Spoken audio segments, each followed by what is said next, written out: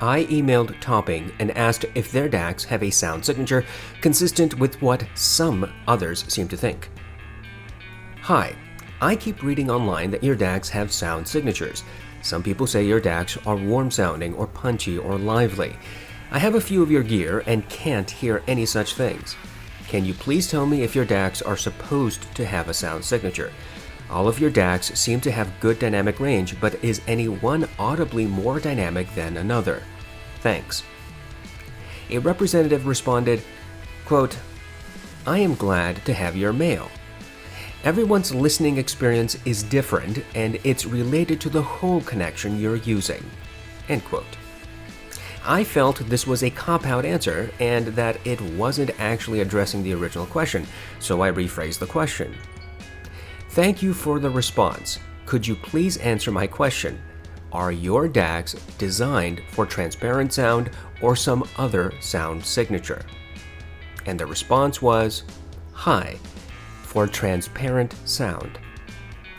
I recently uploaded a short video about a similar conversation I had with a representative at Shit Audio. Now, some people think that the rep from Shit was either not telling the truth or simply trying to cater to every conceivable potential buyer, subjectivist, objectivist, breatharian, whatever, and gave me an answer that was, quote, agreeable.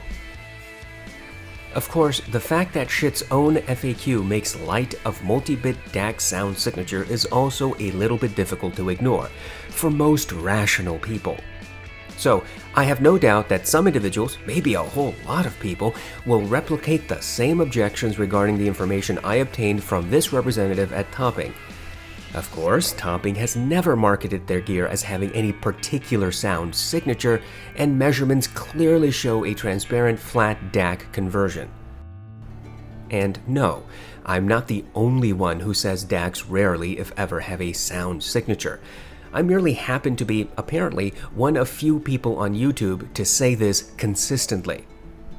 I'd love to know if any big-name reviewer, particularly from subjectivist circles, has yet directly asked in public a representative from one of these DAC manufacturers whether their gear actually is designed to have a sound signature.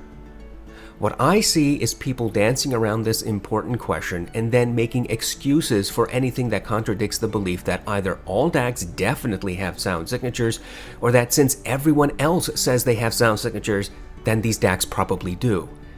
It just seems to me that if you actually believe Dacs have sound signatures, and you have a representative, like a CEO from Shit Audio sitting on your subjectivist channel, why not just ask that person directly, does your DAC have a sound signature?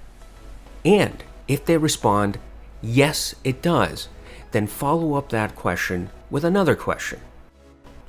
Then why is there contradiction on your website? Why can't everyone hear this sound signature? Why in true A/B tests with passive switch boxes and uninterrupted streaming do these audible differences not make themselves apparent? And precisely what makes your DAC even have a sound signature in the first place?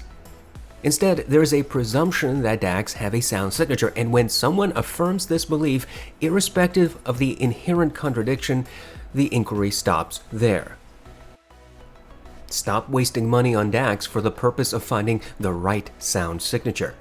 There is no doubt whatsoever that whatever sound you hear from a DAC is a pale shadow of the various sound signatures that readily appear when switching headphones, IEMs, and by merely swapping earpads.